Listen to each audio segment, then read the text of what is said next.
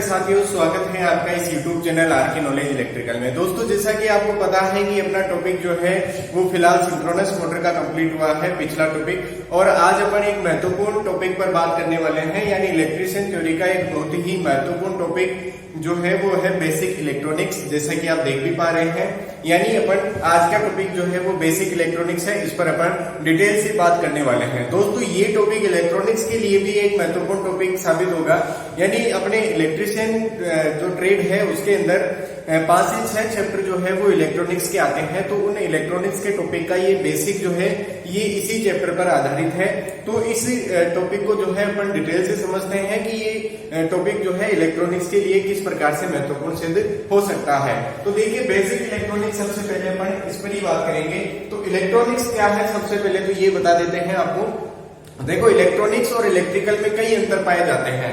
जैसे आप वोल्टेज का अंतर देख सकते हैं, यानी इलेक्ट्रिकल पे जो है हाई वोल्टेज पर वर्क होता है, जबकि इलेक्ट्रॉनिक्स में जो है वो लो वोल्टेज पर वर्क होता है। इलेक्ट्रिकल के अंदर जो कंपोनेंट्स होते हैं वो उनका आकार जो है वो बड़ा होता है, और इलेक्ट्रॉनिक्स के अंदर जो कंपोनेंट्स प्रयोग होते हैं उनका आकार जो है वो छोटा होता है। तो इलेक्ट्रिकल में जैसे अपने कौन कौन से कंपोनेंट आते हैं उन पर बात करते हैं, और इलेक्ट्रॉनिक्स में कौन कौन से कंपोनेंट आते हैं उन पर अपन बात करते हैं। तो उससे पहले सबसे पहले मैं आपको ये बता देता हूं कि ये अपना जो इलेक्ट्रॉनिक्स है और इलेक्ट्रिकल है, इन दोनों में कौन कौन से कंपोनेंट होते हैं, उनका किस प्रकार से प्रयोग होता है, वो डिटेल अपने एक बार फिर से समझ लेते हैं। तो ये कंपोनेंट जो है ये कितने प्रकार के होते हैं, सबसे पहले इस पर ही अपन बात करते हैं। यानी इलेक्ट्रिकल और इलेक्ट्रॉनिक्स में जो कंपोनेंट्स प्रयोग होते हैं, जो युक्तियां प्रयोग होती है वो कौन कौन सी होती है, उनके टाइप जो है वो कितने होते हैं, उन पर अपन बात करते हैं। तो सबसे पहले जो है अपन कंपोनेंट्स की बात करते हैं कि कंपोनेंट जो है ये कितने प्रकार के होते हैं। तो मोस्टली कंपोनेंट जो है वो 2 प्रकार के होते हैं। एक को तो अपन निष्क्रिय अवयव कहते हैं, निष्क्रिय अवयव, और दूसरा जो कंपोनेंट्स आता है वो आता है सक्रिय अवयव। सक्रिय अवयव ये क्या होते हैं? निष्क्रिय यानी पैसिव एलिमेंट, और सक्रिय मतलब एक्टिव एलिमेंट। तो ये 2 प्रकार के कंपोनेंट जो है ये इलेक्ट्रिकल और इलेक्ट्रॉनिक्स में प्रयोग किए जाते हैं। मोस्टली जिनके ऊपर अपने ओम का नियम और किरचॉफ का नियम जो है ये लागू होता है, या इनका अनुपालन जो जिस अवयव पर या जिस कंपोनेंट्स पर ओम का नियम और किरचॉफ का नियम अप्लाई होता है, या अनुपालन जो ओम का नियम या किरचॉफ के नियम का अनुपालन करते हैं, ऐसे अवयव जो है अपने निष्क्रिय अवयव कहलाते हैं। जैसे निष्क्रिय अवयव, अच्छा इसकी परिभाषा के तौर पर एक बार लिख लेते हैं। निष्क्रिय अवयव क्या होते हैं, इस पर अपन बात कर रहे हैं। तो ऐसे एलिमेंट जिनके ऊपर ओम का नियम तथा किरचॉफ का नियम लागू होता है या उन नियमों का अनुपालन होता है, ऐसे अपने कंपोनेंट जो है वो निष्क्रिय अवयव यानी पैसिव एलिमेंट कहलाते हैं। तो कौन कौन से ये अपने एलिमेंट होते हैं? तो निष्क्रिय अवयव के अंदर देखो, आपको सीधा RLC याद रखना है। RLC से आप रिलेटेड क्या याद रखेंगे? देखो, RLC का मतलब तो होता है प्रतिरोध, यानी प्रतिरोध जो है ये एक किस प्रकार का एलिमेंट है? तो प्रतिरोध अपने निष्क्रिय अवयव यानी पैसिव एलिमेंट की श्रेणी में आता है। और L का मतलब यहाँ पर इंडक्टर है, यानी आप इसके लिए कॉइल याद रख सकते हैं कि कॉइल जो है ये अपनी किस में आता है? निष्क्रिय अवयव यानी पैसिव एलिमेंट में आता है। और C का मतलब यहाँ पर संधारित्र होता है, यानी कैपेसिटर जो है ये भी अपने किसके अंदर आता है? ये अपने निष्क्रिय एलिमेंट के अंदर आता है। देखो, अभी मैंने आपको थोड़ी देर पहले ये बताया था कि निष्क्रिय अवयव सामान्यतः अपने इलेक्ट्रिकल में प्रयोग होते हैं, और सक्रिय अवयव यानी एक्टिव एलिमेंट जो है वो मोस्टली इलेक्ट्रॉनिक्स में प्रयोग किए जाते हैं। लेकिन ऐसा कुछ हद तक ही पॉसिबल है। देखिए, यानी प्रतिरोध जो है ये एक प्रकार से अपने इलेक्ट्रॉनिक्स में जो है वो बहुत ज्यादा प्रयोग होता है। प्रतिरोधक भी इलेक्ट्रॉनिक्स में प्रयोग होता है, संधारित्र में प्रयोग होता है। तो ऐसा कोई फिक्स नहीं है कि अपने जो कंपोनेंट्स निष्क्रिय अवयव है वो इलेक्ट्रॉनिक्स में प्रयोग नहीं होंगे। जैसे प्रतिरोधक है वो इलेक्ट्रॉनिक्स और इलेक्ट्रिकल दोनों में प्रयोग होता है। लेकिन आप ऐसा जरूर याद रख सकते हैं कि एक्टिव एलिमेंट और पैसिव एलिमेंट जो है वो कौन कौन से होते हैं। तो पैसिव एलिमेंट की श्रेणी में ये 3 आते हैं, जैसे प्रतिरोध, कॉइल और संधारित्र जो है ये अपने पैसिव एलिमेंट की श्रेणी में आते हैं। साथ ही आप देखेंगे निष्क्रिय अवयव जो है इसकी श्रेणी में कौन से आते हैं। अच्छा, सक्रिय अवयव जो है ये होते क्या है, इस पर अपन बात कर देते हैं। तो सक्रिय अवयव जो है ये क्या होते हैं, सबसे पहले इसकी परिभाषा मैं आपको बता देता हूं। तो सक्रिय अवयव जो है ऐसे एलिमेंट जिनके ऊपर ओम का नियम तथा किरचॉफ के नियम लागू नहीं होते हैं, ऐसे एलिमेंट जो है अपने क्या कहलाते हैं, वो सक्रिय अवयव कहलाते हैं। यहाँ पर तो इनका अनुपालन होता है और इधर जो है इनका अनुपालन नहीं होता है, यानी ओम का नियम और किरचॉफ का नियम जो है इनका नियमों का अनुपालन जो है यहाँ पर नहीं होता है। वो एलिमेंट अपने कौन से कहलाते हैं, एक्टिव एलिमेंट अपने कहलाते हैं। एक्टिव एलिमेंट कौन कौन से हैं, तो देखिए आप डायोड को जो है एक्टिव एलिमेंट की श्रेणी में रख सकते हैं, ट्रांजिस्टर को जो है आप एक्टिव एलिमेंट की श्रेणी में रख सकते हैं, ट्रांजिस्टर को और भी आप इलेक्ट्रॉनिक्स में जो छोटे कंपोनेंट प्रयोग होते हैं वो मोस्टली अपने एक्टिव एलिमेंट की श्रेणी के अंतर्गत आते हैं। तो ये अपन ने कंपोनेंट्स के बारे में बेसिक इलेक्ट्रॉनिक्स में थोड़ा सा अपन ने समझने की कोशिश की है। फिर से रिपीट करते हैं क्या क्या अपन ने समझा है। बेसिक इलेक्ट्रॉनिक्स में सबसे पहले अपन ने कंपोनेंट्स के ऊपर बात की है कि इलेक्ट्रिकल और इलेक्ट्रॉनिक्स में कौन कौन से कंपोनेंट्स जो है वो प्रयोग होते हैं। तो कंपोनेंट्स के टाइप्स पर अपन चले थे, तो कंपोनेंट्स दो टाइप्स के होते हैं, तो पैसिव एलिमेंट और एक्टिव एलिमेंट, यानी निष्क्रिय अवयव और सक्रिय अवयव। निष्क्रिय अवयव वो होते हैं जिनके ऊपर ओम तथा किरचॉफ के नियम का अनुपालन होता है, वो अपने एलिमेंट जो है वो निष्क्रिय अवयव यानी पैसिव एलिमेंट कहलाते हैं। और ये कौन कौन से होते हैं, तो प्रतिरोध, कॉइल और संधारित्र जो है ये अपने कौन से होते हैं, निष्क्रिय एलिमेंट होते हैं। एक्टिव एलिमेंट वो होते हैं जिनके ऊपर ओम तथा किरचॉफ के नियमों का अनुपालन नहीं होता है, और इनके अंदर कौन कौन से आते हैं, डायोड, ट्रांजिस्टर, प्रतिरोध, आईसी या इलेक्ट्रॉनिक्स में जो भी छोटे कंपोनेंट प्रयोग होते हैं वो मोस्टली किसकी श्रेणी में आते हैं, एक्टिव कंपोनेंट की श्रेणी में आते हैं। तो ये मेरे ख्याल से आपको कंपोनेंट वाला टॉपिक जो है ये समझ में आया होगा। आगे अपन चलते हैं वैद्युतिक पदार्थों पर, यानी इलेक्ट्रॉनिक्स जो है इसके अंदर कौन कौन से पदार्थ जो है वो प्रयोग होते हैं, और इलेक्ट्रिकल जो है वो कौन से पदार्थों पर आधारित है, और इलेक्ट्रॉनिक्स जो है वो कौन से पदार्थों पर आधारित है, इस पर अपन बात करेंगे। इलेक्ट्रॉनिक्स में अगला टॉपिक जो है वो है अपना वैद्युतिक पदार्थ। देखिए वैद्युतिक पदार्थ जो है ये मुख्यतः अपने तीन प्रकार के होते हैं। ये पदार्थ कौन कौन से हैं, तो चालक पदार्थ होते हैं, अचालक पदार्थ होते हैं और अर्धचालक पदार्थ होते हैं। तो इन पर ही अपन बात करने वाले हैं। इनकी परिभाषा के तौर पर तो जो है आपने इनको पहले अच्छे से पढ़ रखा होगा, लेकिन और इनकी डिटेल से जो है आज अपन पढ़ेंगे, ताकि आपको इससे इलेक्ट्रॉनिक्स में जो बेसिक इलेक्ट्रॉनिक्स में जो क्वेश्चन बनते हैं या क्वेश्चन जो तैयार होते हैं उनका आंसर आप आसानी से कर सके। तो वैद्युतिक पदार्थ मोस्टली तीन प्रकार के हैं, इन पर अपन बात करते हैं। देखिए सबसे पहला पदार्थ जो है वो आता है चालक पदार्थ, यानी चालक पदार्थ जो है ये क्या होते हैं, इन पर बात करेंगे और इससे क्या क्या क्वेश्चन बनते हैं और किस प्रकार के इलेक्ट्रिकल में काम में आता था या इलेक्ट्रॉनिक्स में काम में आता था, वो उन पर अपन बात करेंगे। उसके बाद में एक आता है अचालक पदार्थ, दूसरे नंबर का है ये, एक आता है अचालक पदार्थ, अचालक पदार्थ, और तीसरा नंबर का जो है वो आता है अपने अर्धचालक, अर्धचालक पदार्थ। ये तीन प्रकार के पदार्थ जो है ये अपने मोस्टली प्रयोग किए जाते हैं।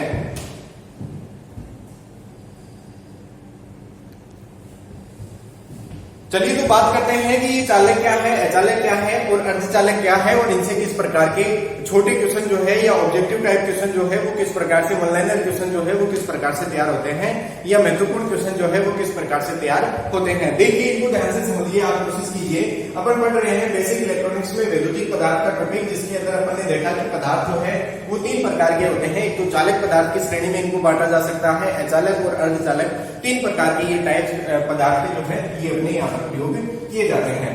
तो देखिए चालक क्या होते हैं, इसकी परिभाषा यदि आपको पता है तो ऐसे पदार्थ जिनके अंतिम कक्षा में, जिनकी परमाणु संरचना की अंतिम कक्षा में कितने इलेक्ट्रॉन होने चाहिए आपको पता है, 1, 2, 3 या फिर 5, 6 और 7 इलेक्ट्रॉन जो है ये पाए जाते हैं। यानी चालक पदार्थ क्या होते हैं, ऐसे पदार्थ जिनकी परमाणु संरचना की अंतिम कक्षा में 1, 2, 3 या फिर 5, 6, 7 इलेक्ट्रॉन जो है वो पाए जाते हैं। तो ऐसे पदार्थ अपने क्या कहलाते हैं, चालक पदार्थ कहलाते हैं। चालक पदार्थ ये होते हैं। इधर देखिए अचालक पदार्थ वो होते हैं जिनकी अंतिम कक्षा में जो है कितने इलेक्ट्रॉन पाए जाते हैं, यानी परमाणु संरचना की अंतिम कक्षा में इसमें 8 इलेक्ट्रॉन जो है ये पाए जाते हैं। वो अपने पदार्थ कौन से कहलाएंगे, अचालक पदार्थ कहलाएंगे।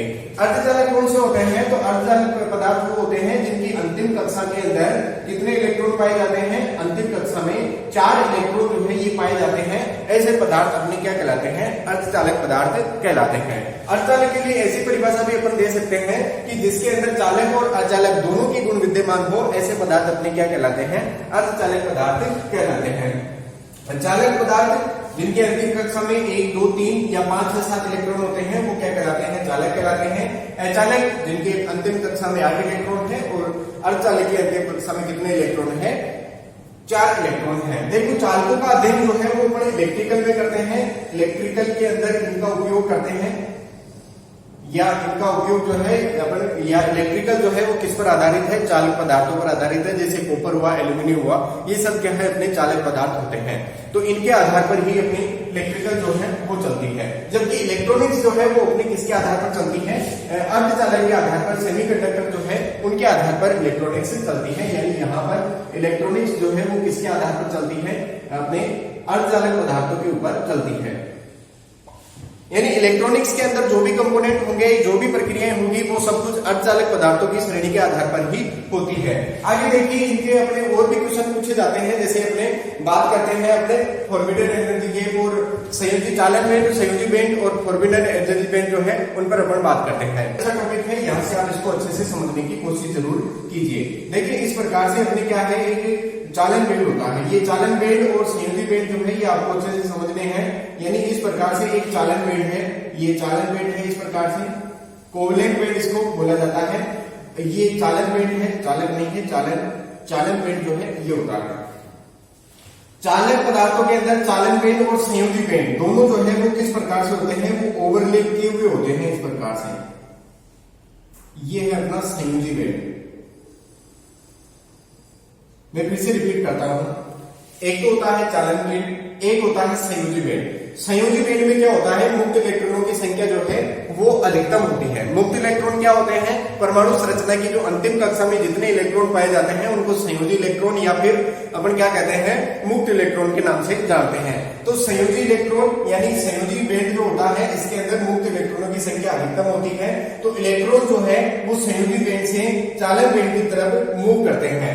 ठीक है, तो इसमें देखिए इस चालक पदार्थों में क्या होता है, चालन बैंड और संयोजी बैंड दोनों आपस में क्या होते हैं, ओवरलैप होते हैं, ओवरलैप होते हैं। और ये जो बैंड कहलाता है अपना, ये जो इस तरह इसका जो ये जो गैप कहलाता है, ये कहलाता है एनर्जी गैप या ऊर्जा अंतराल। ऊर्जा अंतराल जो है इसको अपन कहते हैं। फॉरबिडन एनर्जी बैंड भी जो है इसको कहा जाता है, फॉरबिडन एनर्जी बैंड जो है इसको कहते हैं। फिर से रिपीट करता हूं, ध्यान से समझिए। देखो ये एक संयोजी बैंड है, ये एक चालन बैंड है। चालक पदार्थों में क्या होता है, संयोजी बैंड और चालन बैंड दोनों ओवरलैप होते हैं और इनमें जो है संयोजी बैंड के अंदर इलेक्ट्रॉनों की संख्या अधिक होती है, इसलिए इलेक्ट्रॉन जो है वो संयोजी बैंड से चालन बैंड की तरफ जाना चाहते हैं। और देखिए याद रखिए ये जो गैप आपको दिख रहा है, ये वाला, ये गैप नहीं है, एक तरह से ओवरलैप हुए हैं, लेकिन इस गैप को अपन क्या कहते हैं, ऊर्जा अंतराल कहते हैं या फिर फॉरबिडन एनर्जी बैंड के नाम से भी इसको जानते हैं। चालक पदार्थों में फॉरबिडन एनर्जी बैंड जो है, ये फॉरबिडन एनर्जी बैंड या ऊर्जा अंतराल को जो है अपन किसमें मापते हैं, तो उसको इलेक्ट्रॉन वोल्ट में मापते हैं। इलेक्ट्रॉन वोल्ट के अंदर इसको मापा जाता है। अभी देखिए इसके अंदर संयोजी बैंड जो है, इसके अंदर मुक्त इलेक्ट्रॉनों की संख्या जो है वो बहुत अधिक होती है। संयोजी बैंड से इलेक्ट्रॉन जो है यानी मुक्त इलेक्ट्रॉन जो है वो चालन बैंड की तरफ जाती है। तो संयोजी इलेक्ट्रॉन से चालन बैंड की तरफ जब इलेक्ट्रॉन प्रवाहित होंगे तो इससे धारा का प्रवाह आसानी से हो जाएगा। यानी इसका मतलब यही है कि चालक पदार्थों में क्या होता है, चालन बैंड और संयोजी बैंड दोनों ओवरलैप होते हैं, जिससे इलेक्ट्रॉनों का आदान प्रदान जो है वो आसानी से हो जाता है। आदान प्रदान नहीं कर सकते अपन, ऐसे याद रख सकते हैं इसको कि इसमें इलेक्ट्रॉनों का प्रवाह जो है वो आसानी से हो जाता है, क्योंकि ये जो एनर्जी अंतराल है, जो ऊर्जा का अंतराल है जिसको इलेक्ट्रॉन वोल्ट में अपन मापते हैं, ये जो है बहुत कम होता है या शून्य होता है, आप ऐसे भी कह सकते हैं। तो ये इलेक्ट्रॉन जो है आसानी से संयोजी से चालन बैंड में पहुंच जाते हैं, जिससे इलेक्ट्रॉनों का गति होगी, इलेक्ट्रॉन मूव करेंगे तो धारा का प्रवाह जो है वो होगा उन्हें। ठीक है, तो ये होता है चालन बैंड के अंदर। ठीक है, आगे चलते हैं। अच्छा ये देखिए जो अपना ऊर्जा अंतराल है यानी फॉरबिडन एनर्जी बैंड जो गैप है, इसके अंदर इलेक्ट्रॉन जो है कभी रुकते नहीं है, ये भी आप जरूर याद रखिए। और हमेशा जो है इलेक्ट्रॉन संयोजी इलेक्ट्रॉन्स की तरफ से चालन बैंड की तरफ से जाते हैं। अचालकों में क्या होता है, ये दोनों देखो किस प्रकार से होते हैं। यानी ये एक अपना चालन बैंड है, ये चालन बैंड है, इस प्रकार से ये चालन बैंड है, और इधर जो है ये एक संयोजी बैंड है, ये दो संयोजी बैंड है। तो ये चालन बैंड है, ये संयोजी बैंड है, इनके बीच में ये जो गैप आपको दिख रहा है, ये वाला गैप जो है ये क्या कहलाता है, ये ऊर्जा अंतराल कहलाता है। ऊर्जा अंतराल ये कहलाता है। ऊर्जा अंतराल बोल दो या फिर फोर्बिडन एनर्जी बैंड जो है इसको कह सकते हैं। तो इसके अंदर देखिए क्या होता है कि ये जो चालन बैंड है और संयोजी बैंड है, इन दोनों के बीच में जो गैप है वो बहुत अधिक होता है। इसलिए क्या होता है, जो संयोजी बैंड के इलेक्ट्रॉन है वो चालन बैंड की तरफ जाने में असमर्थ होते हैं, या फिर ऐसा कह सकते हैं कि संयोजी बैंड से चालन बैंड की तरफ इलेक्ट्रॉन जो है वो मूव नहीं कर सकते, यानी संयोजी से चालन बैंड की तरफ नहीं जा सकते, क्योंकि इनके बीच में जो ऊर्जा अंतराल होता है वो बहुत अधिक होता है। फोर्बिडन एनर्जी बैंड का जो गैप होता है वो बहुत अधिक होता है, जिसकी वजह से इलेक्ट्रॉन मूव नहीं कर पाते और ऐसे पदार्थ अपने क्या कहलाते हैं, अचालक पदार्थ कहलाते हैं। अच्छा, इस एनर्जी बैंड को, ऊर्जा अंतराल को जो है वो कम करने के लिए कितने इलेक्ट्रॉन वोल्ट की आवश्यकता होती है, ऐसा क्वेश्चन पूछा जाता है।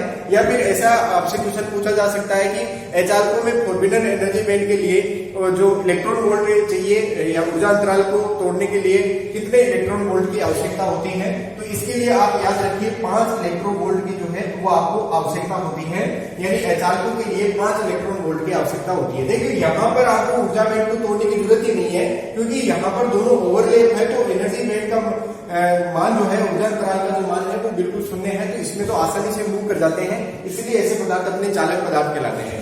यहाँ पर ये अंतराल ज्यादा था, दोनों बैंड के बीच में अंतराल ज्यादा था, इसकी वजह से इलेक्ट्रॉन जो है संयोजी से चालन बैंड की तरफ नहीं जा पाते थे।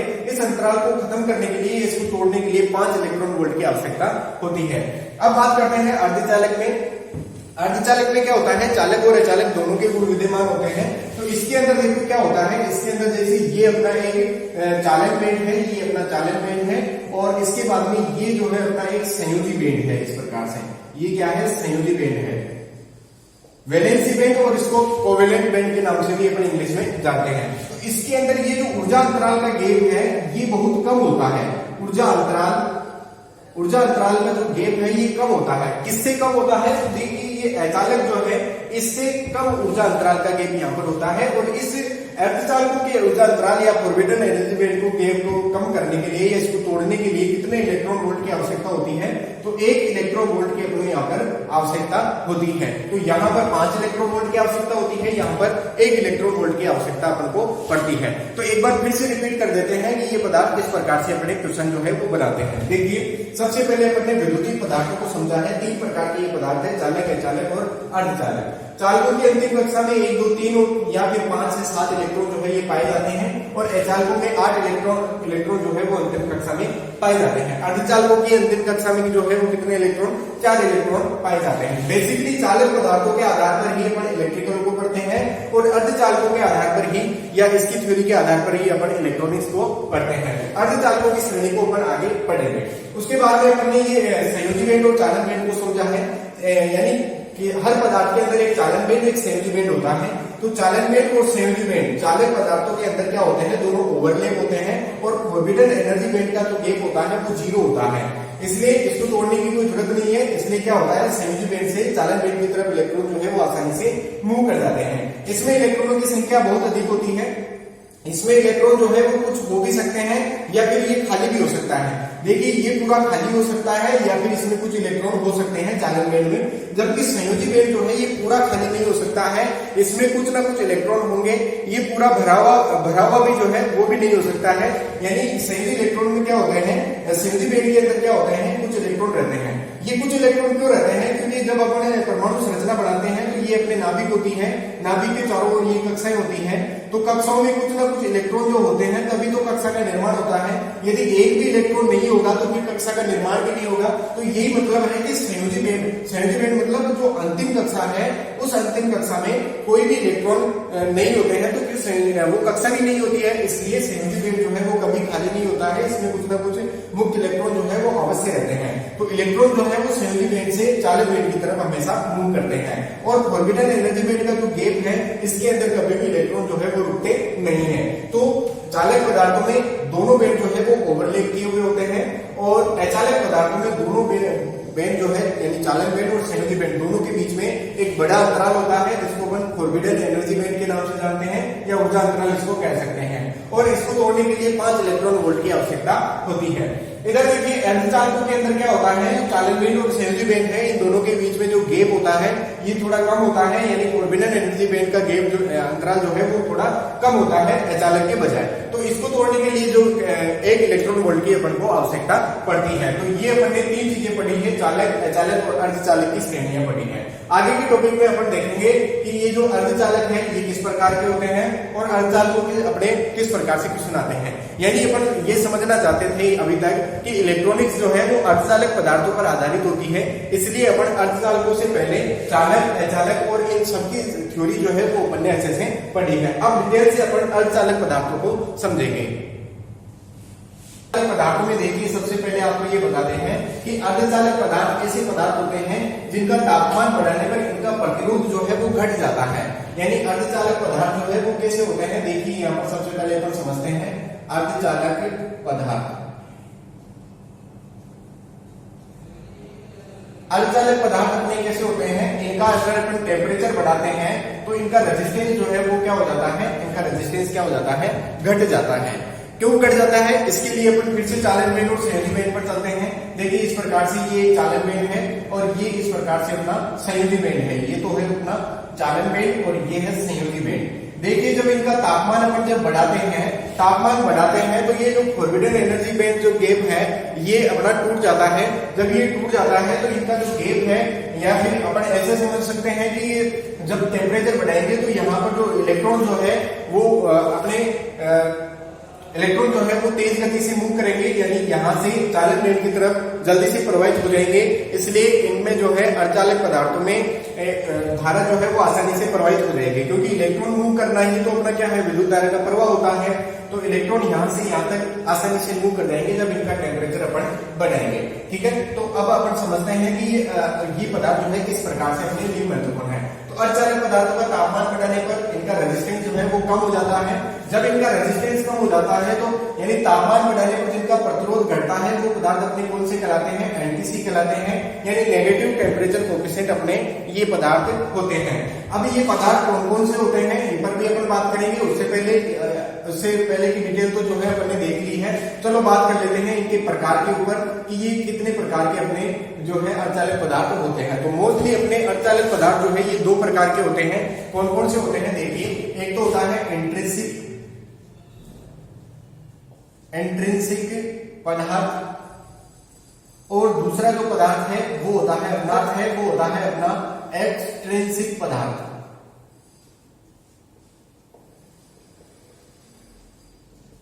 यानी अर्धचालक जो है अपने 2 प्रकार के होते हैं, एक तो इंट्रिंसिक पदार्थ, एक होता है एक्सट्रिंसिक पदार्थ। इंट्रिंसिक पदार्थ वो होते हैं जो शुद्ध रूप में पाए जाते हैं, जो अपने शुद्ध रूप में पाए जाते हैं वो पदार्थ अपने कौन से होते हैं, इंट्रिंसिक पदार्थ होते हैं।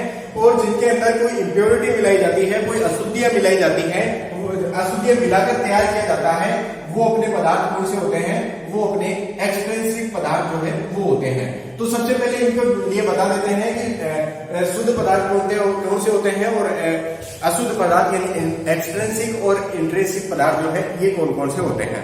तो कौन से होते हैं, जैसे अपने जर्मेनियम जो है ये इंट्रिंसिक पदार्थ होता है, जर्मेनियम और सिलिकॉन।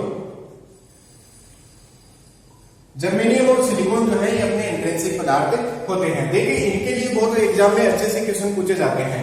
यदि आपको इनसे पूछे कि जर्मेनियम का जो फोरबिडन एनर्जी बैंड जो है वो कितना होता है, और सिलिकॉन का फोरबिडन एनर्जी बैंड जो है वो कितना होता है, तो जर्मेनियम का जो है ये अपने फोरबिडन एनर्जी बैंड और सिलिकॉन का फोरबिडन एनर्जी बैंड, देखो सिलिकॉन का जो है ये होता है 1.1 इलेक्ट्रॉन वोल्ट और जर्मेनियम का जो होता है वो होता है 0.72 इलेक्ट्रॉन वोल्ट जो है इनका फोरबिडन एनर्जी बैंड गैप जो है ये होता है। अब देखिए ये जो 2 पदार्थ मैंने आपके लिए लिखे हैं दोनों अर्धचालक हैं, यानी इनकी अंतिम कक्षा में 4 इलेक्ट्रॉन होते हैं और ये शुद्ध इंट्रिंसिक पदार्थ होते हैं, यानी इंट्रिंसिक पदार्थ की श्रेणी में ये आते हैं। एक्सपेंसिव पदार्थ वो होते हैं जिनके अंदर यानी जो शुद्ध पदार्थ है, जैसे जर्मेनियम हुआ है, जर्मेनियम पदार्थ के अंदर या फिर और भी कोई मान लीजिए जैसे आप कोई भी अर्धचालक पदार्थ है उसके अंदर एक इंप्योरिटी अपन मिला देते हैं।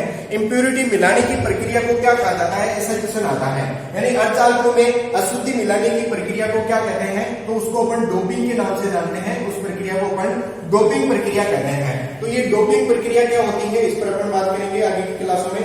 डोपिंग प्रक्रिया क्या है और इसके प्रकारों को अगली क्लासों में जो है वो अच्छे से डिटेल से और समझेंगे। फिलहाल आज टाइम की कमी है, इसकी वजह से अपन ये वाली क्लास जो है पूरी नहीं कर पाए हैं, यानी ये टॉपिक जो है पूरा नहीं कर पा रहे हैं। तो आगे की क्लास में अपन यहीं से एक बार फिर से दोबारा से रिपीट करेंगे कि अर्धचालक पदार्थों की श्रेणियों में ये प्रकार वगैरह क्या है, जो इसके टाइप्स है, इनको अच्छे से अपन समझने की कोशिश करेंगे।